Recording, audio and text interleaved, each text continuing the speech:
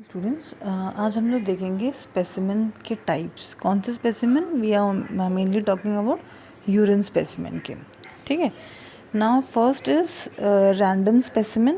Random specimen मतलब random urine specimen जो कभी भी कलेक्ट किया जा सकता है एज कन्वीनियंट। मतलब कि जैसा शायद पेशेंट शाम को लैब में आया, शाम को डॉक्टर के पास आया, डॉक्टर ने बोला आपका यूरिन सैंपल दे दीजिए।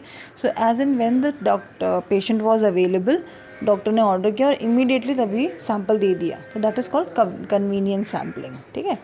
Next is first morning specimen. ज़्यादातर फर्स्ट मॉर्निंग स्पेसिमेन ना ज़्यादा प्रेगनेंसी टेस्ट के लिए किया जाता है। फर्स्ट मॉर्निंग स्पेसिमेन जैसे वो नेम सजेस्ट कर रहा है कि अर्ली मॉर्निंग स्पेसिमेन, मतलब कि वो बहुत देर का कलेक्टेड है। मतलब कि ओवरनाइट, अज्यूमिंग कि ओवरनाइट पेशेंट ने यूरिन पास नहीं किया होगा। अगर पास किया भी होगा तो शायद एक ही बार पास किया होगा। सो वो बहुत देर का कॉन्सेंट्रेटेड यूरिन है जो ज़्यादातर वो यूपीटी जो यूरिनरी प्रेगनेंसी टेस्ट करते हैं उसके लिए ज़्यादातर ये टेस्ट किया जाता है। इसको मतलब कहीं कहीं पे आप लोग सुनोगे कि 8 आवर स्पेसिमेन भी बोलते हैं। लाइक कि 8 आवर्स तक पेशेंट ने यूरिन पास नहीं किया, उसके बाद में जो सैंपल दिया जाता है। ठीक है। Next is fasting specimen. Fasting मतलब कुछ खाया पिया नहीं है। ठीक है। कुछ खाया पिया नहीं है, कुछ स्पेसिफिक इलेक्ट्रोलाइट या फिर कुछ बायोकेमिकल टेस्ट करने हैं, उसके लिए भी ये टेस्ट किया जा सकता है। That is fasting. हम लोग एडवाइस करेंगे पेशेंट को कि 12 आवर्स तक कुछ नहीं खाना है, उसके बाद में आपको अपना यूरिन सैंपल देना है, लाइक दैट। ओके। उसके बाद में है 2 आवर पोस्ट प्रैंडियल, मतलब कि खाना खाने के 2 घंटे के बाद। ठीक है। जैसे खाना खाया उसके 2 घंटे के बाद जो यूरिन स्पेसिमेन है वो, ये ज़्यादातर हम लोग डायबिटीज़ पेशेंट में किया जाता है, ज़्यादातर उनका यूरिनरी शुगर लेवल चेक करने के लिए। ठीक है। अनदर टेस्ट इज़ 24 आवर या फिर टाइम्ड स्पेसिमेन। 24 आवर्स मतलब कि पेशेंट का यूरिन 24 आवर्स के लिए कलेक्ट किया जाता है। ठीक है। सो ये उसमें हम लोग बहुत सारे like uric acid, creatinine level, specific gravity, बहुत सारे पैरामीटर्स जो हैं वो चेक कर सकते हैं। हाँ, पर इसमें अमाउंट भी कैलकुलेट हो जाता है 24 आवर्स यूरिन कलेक्शन में। ठीक है। उसके बाद आता है कैथेटराइज्ड स्पेसिमेन। कैथेटराइज्ड स्पेसिमेन मतलब कि जिन पेशेंट को कैथेटर ऑलरेडी है तो उनका स्पेसिमेन कैसे कलेक्ट किया जाता है वो हम लोग डिफरेंट लेक्चर में देखेंगे। Okay. Another is midstream clean catch specimen. ना midstream clean catch specimen में क्या है, मेनली पेशेंट को एडवाइस किया जाता है कि पहले वो अपना पेरिनियल एरिया वॉश करें। वॉश मतलब ओनली प्लेन वाटर से।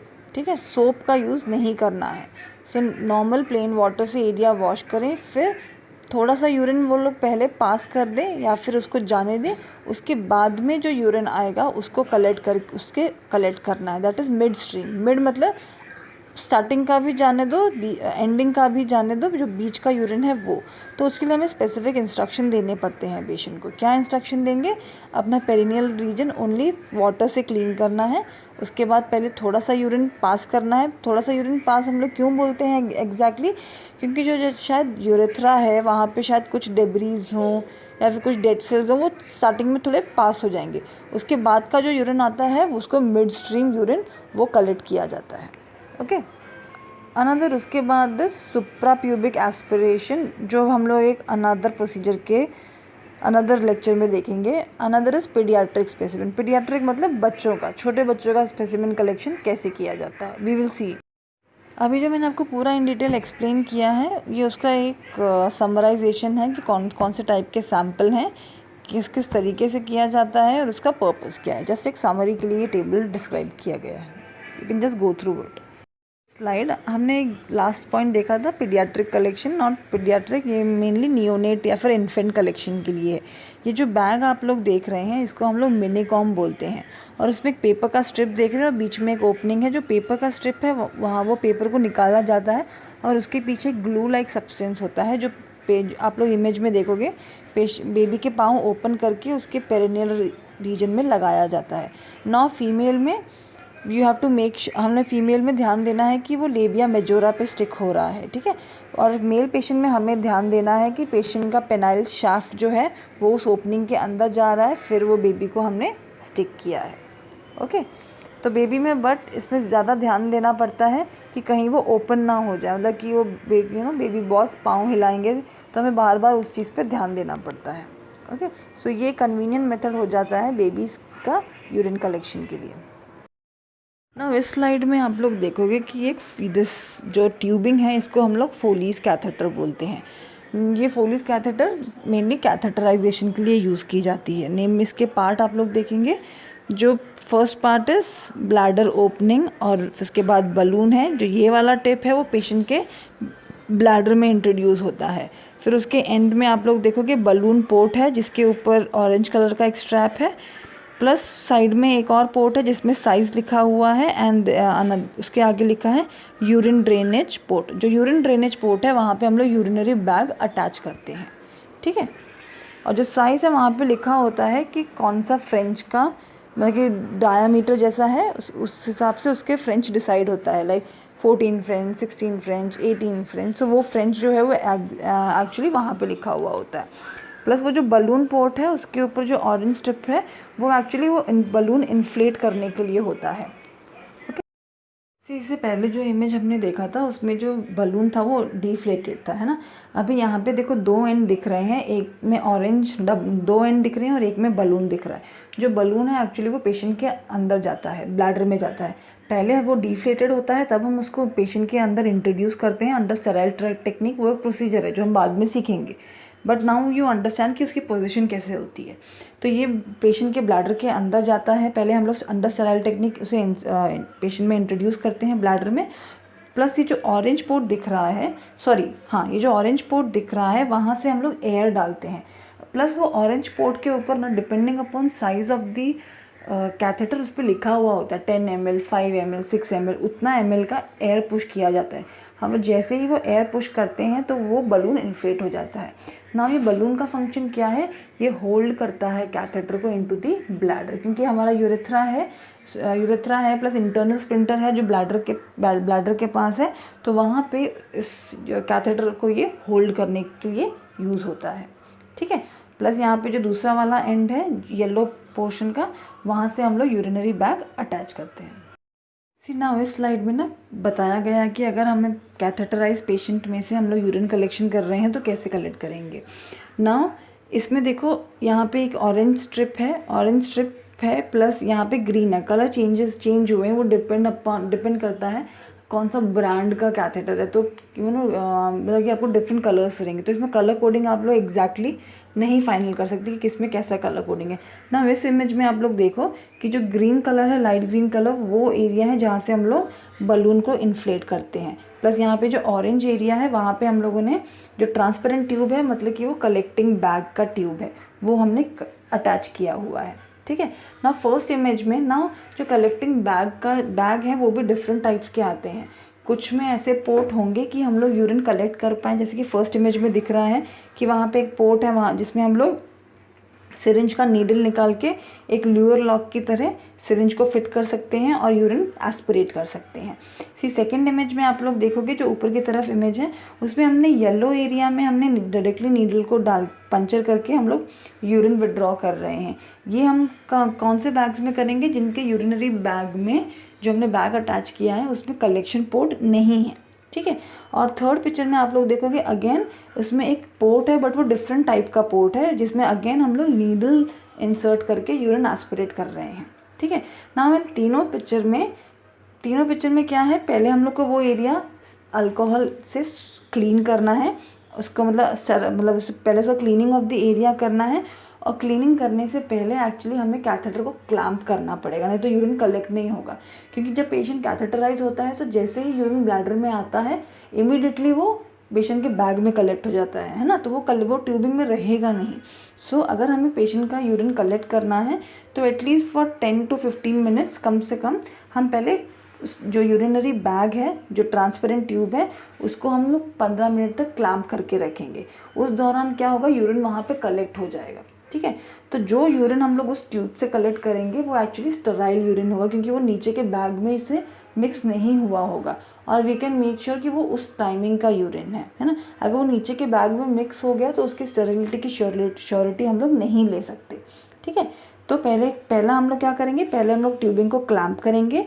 क्लैम्प करने के बाद जो पोर्ट है, डिपेंडिंग अपॉन हमारा बैग किस तरीके का अवेलेबल है, उसको हम लोग क्लीनिंग करेंगे पोर्ट, या फिर हम येलो पार्ट का अगर करना पड़ा जो रबर होता है उसका क्लीनिंग करेंगे, फिर उसका यूरिन एस्पिरेट करेंगे और फिर हम उसको यूरिनरी कंटेनर में ट्रांसफ़र करेंगे अंडर स्टेराइल टेक्निक।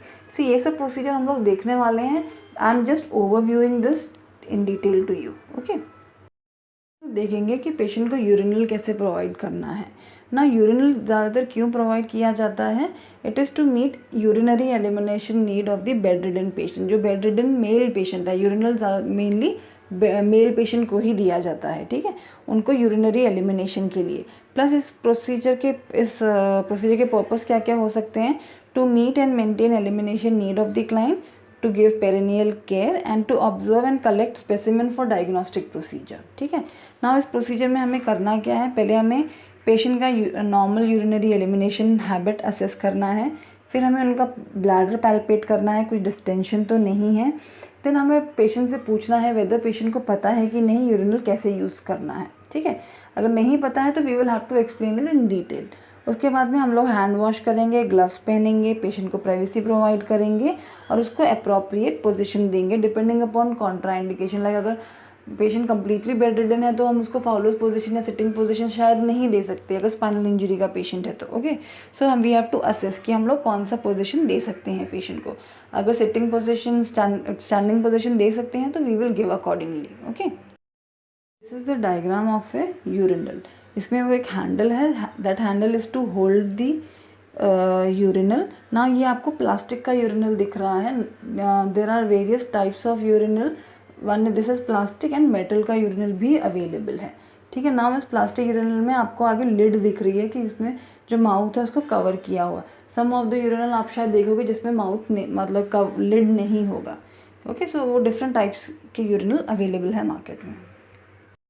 नाउ जो यूरिनल था वो एक्चुअली पेशेंट को होल्ड करना है urinal, plus what patient has to do, patient को अपना पेनाइल शाफ्ट उस यूरिनल के अंदर प्लेस करना है। Okay, once then the patient will void urine pass करेगा, then after passing the urinal has to be removed, ठीक है।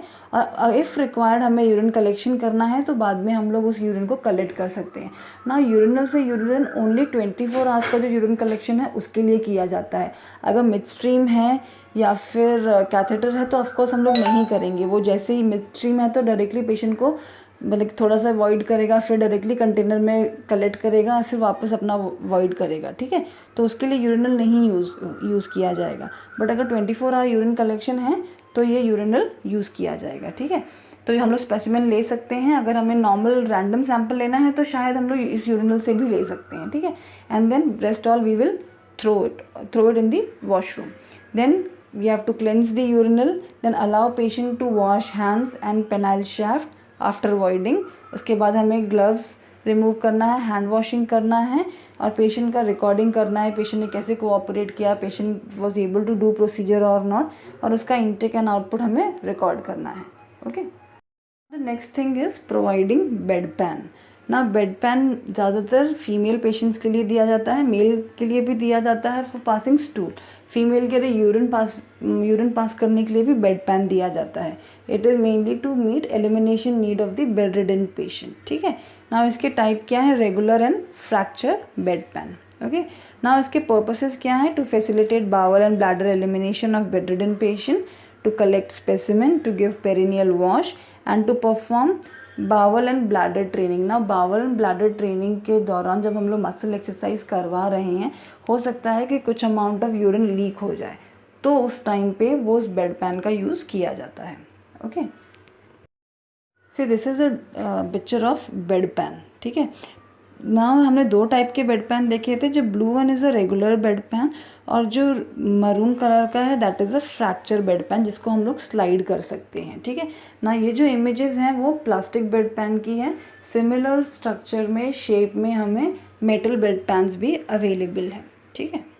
How we will go about the procedure, हमारे पास क्या क्या होना चाहिए, mainly disposable glove, clean bed pan with lid होना चाहिए, draw sheet, soap, warm water and jug, mackintosh and specimen container if हमें स्पेसिमेन कलेक्ट करना है।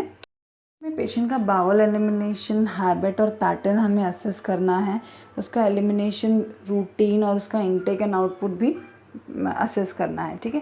देन हमें we have to also assess patient का मोबिलिटी लेवल कितना है, patient को हम लोग क्या पोजीशन दे सकते हैं, क्या पोजीशन नहीं दे सकते, पेशेंट कितना असेस करेगा, या फिर हमें कोई हेल्प लेके जानी पड़ेगी when we are providing bed pan to the patient, ठीक है। तो वी हैव टू असेस कि पेशेंट कितना कोऑपरेट कर सकता है, कितना नहीं कर सकता है। Then we also have to assess patient का कुछ एब्डोमिनल पेन है, हेमोरॉइड्स है, या फिर इरिटेशन ऑफ स्किन है around the anal reason.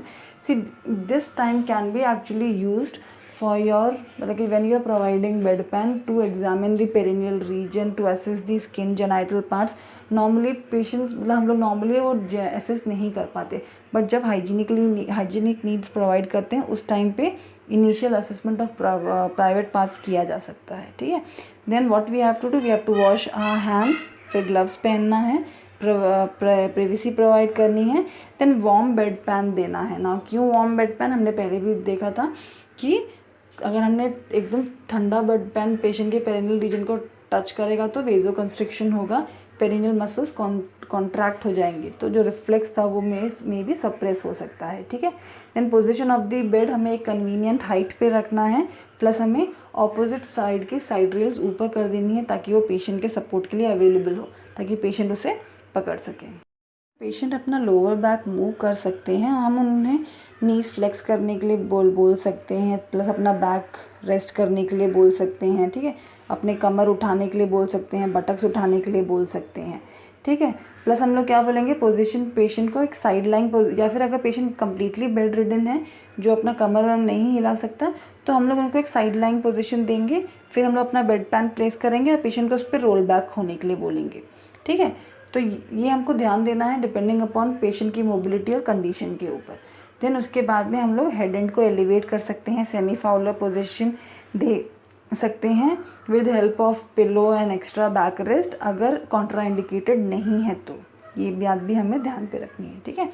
Then फिर हम पेशेंट को बेडशीट से कवर कर सकते हैं, प्रोवाइड पेशेंट को प्राइवेसी देना है, प्लस साइड रेल्स दोनों साइड के एलिवेट करना है, give time to the patient. It will not, ऐसा नहीं होगा ना कि हमने इमीडिएटली बेड पैन दिया, अगर पेशेंट को यूरिन पास करना है, स्टूल पास करना है तो पेशेंट ने इमीडिएटली कर दिया, नो ऐसा नहीं होगा। We will have to give time, ठीक है। तो if allowed we can ask some relatives to wait, और we can give call bell. अगर पेशेंट को कम्प्लीटली प्राइवेसी चाहिए तो we can stand outside the room और outside the curtain and call bell दे सकते हैं, ताकि जब पेशेंट फिनिश करेगा तो हमें बुला सकता है। Once patient is done, what हम क्या कर सकते हैं, हमें बेड पैन रिमूव करना है, प्लस हमें बेड पैन को स्टेडी रखना है, उसे कवर करके we have to keep it away, okay, या बेड के नीचे, या फिर we have to keep it away. Then ask patient to help himself, we can, उस टाइम पे हम लोग perineal care and anal care provide कर सकते हैं। फिर हम पेशेंट को सोप एंड वाटर दे सकते हैं अपना उनके हाथ क्लीन करने के लिए। अगर पेशेंट खुद से क्लीन कर सकता है then the patient will clean perineal area on its own, अगर if not then we can assist in the cleaning, okay.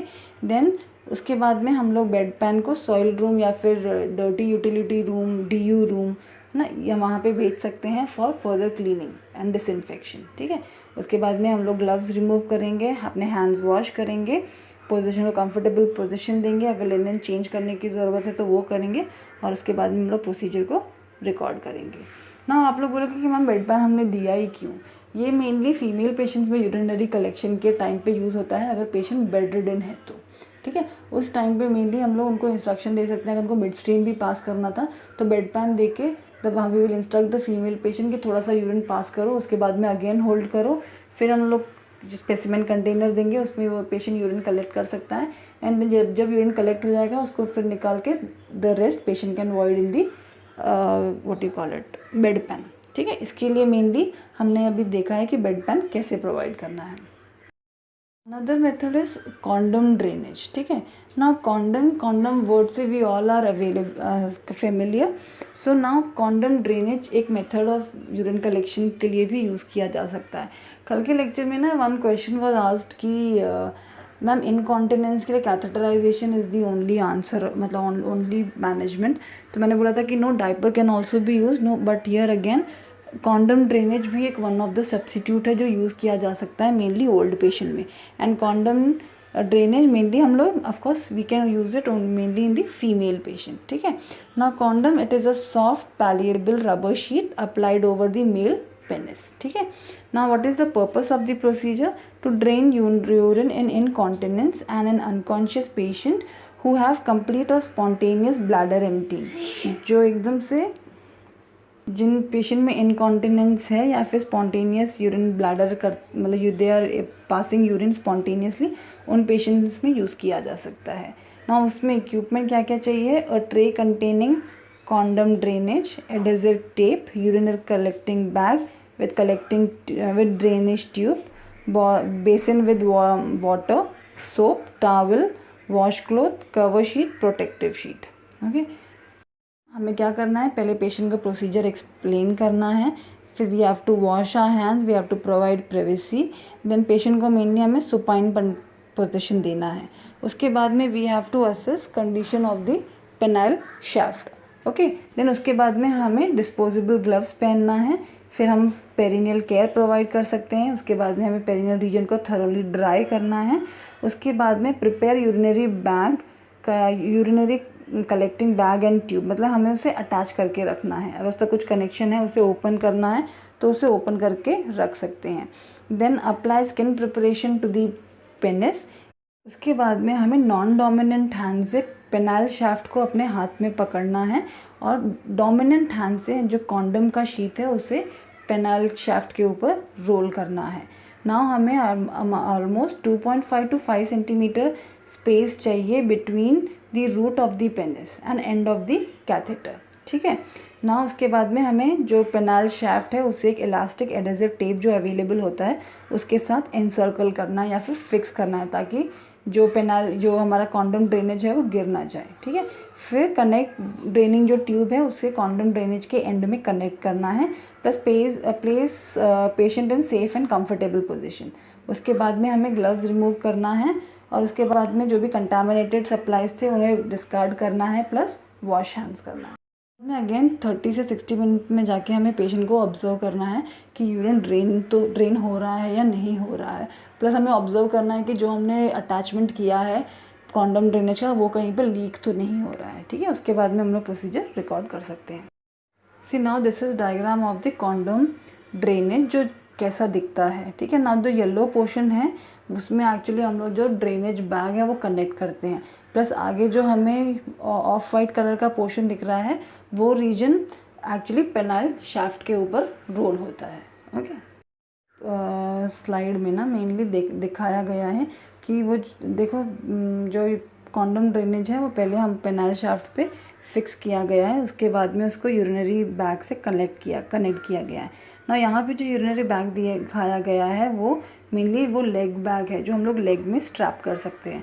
Now understand condom drainage actually old age patient में यूज़ किया जाता है जो एंड मोर ओवर इनकॉन्टिनेंस में, ठीक है। तो नाउ ज़्यादातर जिनको इनकॉन्टिनेंस होता है वो बेडरिडन नहीं होंगे, वो ज़्यादातर अपना नॉर्मल रूटीन शायद फॉलो कर रहे होंगे, तो उनको एक एक्स्ट्रा यूरिन बैग लेके कैरी करना everywhere it can be embarrassing, है ना। दे मे नॉट बी कंफर्टेबल, तो उनके लिए यूरिन बैग अवेलेबल है जिसको हम लोग लेग में अटैच किया जा सकता है, जिसमें लेग स्ट्रैप्स अवेलेबल हैं, ठीक है। तो ना वो देखो इमेज में दिखाया गया है उसको पेशेंट के लेग से थाइज में से अटैच किया गया है, प्लस नीचे का जो पोर्ट है वहाँ से हम लोग उसको एम्प्टी कर सकते हैं, प्लस जो ऊपर का पॉइंट है दैट जहाँ पे कैथेटर लिखा है वहाँ पे जो येलो पार्ट था कॉन्डम ड्रेनेज का उसको वहाँ पे अटैच किया जाता है जिससे यूरिन नॉर्मली कलेक्ट होता रहे। में गाइडलाइंस दी गई हैं mainly related to condom drainage. इसमें हमें बोला गया है कि हमें मेक श्योर करना है कि जो एडेसिव टेप है वो कॉन्डम के ऊपर ही हो, वो पेनाइल शाफ्ट को टच नहीं करना चाहिए। अगर पेनाइल शाफ्ट को हमारा एडेसिव टेप टच करेगा तो क्या होगा, सिर्फ penile region is a genital region ना, उसका स्किन बहुत सेंसिटिव होता है तो स्किन जल्दी से इरोड हो सकता है, ठीक है, इंजरी हो सकती है, तो हमें वो चीज़ अवॉइड करनी है, ठीक है। प्लस हमें मेक श्योर करना है कि कॉन्डम और उसका जो ड्रेनिंग ट्यूब है वो अल्टरनेट डेज में चेंज किया जाए।